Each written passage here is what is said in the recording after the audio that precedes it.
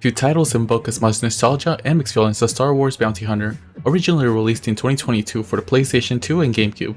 This game has been a staple for fans who wanted to step into the boots of Jango Fett, the notorious bounty hunter and the genetic template for the clone army. Now, in 2024, Aspyr has brought this classic back to life with a remastered edition for modern consoles. But does this remaster do justice to his legacy, or does it highlight the game's age-old flaws? Let's find out. Star Wars Bounty Hunter takes place decades before the events of Attack of the Clones, focusing on Jango Fett's journey from the skilled bounty hunter to becoming the genetic father of the clone army. The story begins with Jango being hired by the Count Dooku to hunt down the rogue Dark Jedi and the criminal leader. This mission, unbeknownst to Jango, is a test to find a suitable template for the Republic's clone army. The plot is rich with Star Wars lore, featuring familiar locations, characters, while also delving into the steady underbelly of the galaxies far, far away. The narrative is driven by well-crafted cutscenes and voice acting, with Temuera Morrison reprising her role as Jango Fett. The story remains engaging, providing an intriguing glimpse into the life of one of the saga's most enigmatic characters. And while the events of Bounty Hunter are no longer canon in the Disney-era Star Wars continuity, they offer a nostalgic return to the expanded universe's wild and unpredictable storytelling. And one of the most significant updates in 2024's remaster is the visual overhaul, as Aspyr has done an admirable job enhancing the graphics with improving textures, dynamic lighting, and high resolutions. Jango's armor gleams with fresh coat of metallic shine, from the Coruscant bustling streets to the dark corridors of the criminal hideouts look more detailed than ever. And the game runs at a smooth 60 frames per second, ensuring a fluid experience during intense firefights and jack-fueled escapades.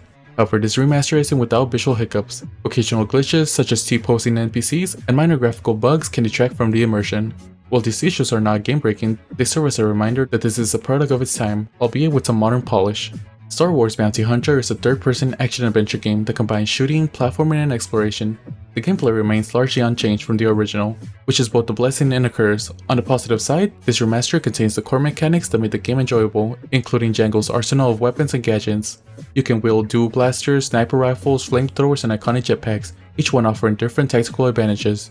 The bounty hunting mechanic, a unique feature of this game, allows you to scan enemies and NPCs for bounties. While this adds depth to the gameplay, it can also become tedious. Scanning and marking targets mid-combat interrupts the flow of action and can feel like a chore rather than an exciting challenge. The system could have benefited from some modern refinements, and the combat in the game is straightforward but repetitive. The enemy AI is basic, often charging directly at you or falling off ledges in their pursuit, and the variety of enemies is limited, and the lock-on shooting system, while functional, can often feel frustrating.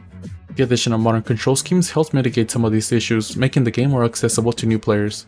Platforming sections, augmented by Jango's jetpack, are a mix of exhilarating and exasperating.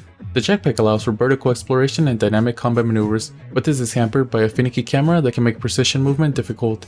And this aspect of the game highlights its early 200s design, which doesn't hold up well to contemporary standards.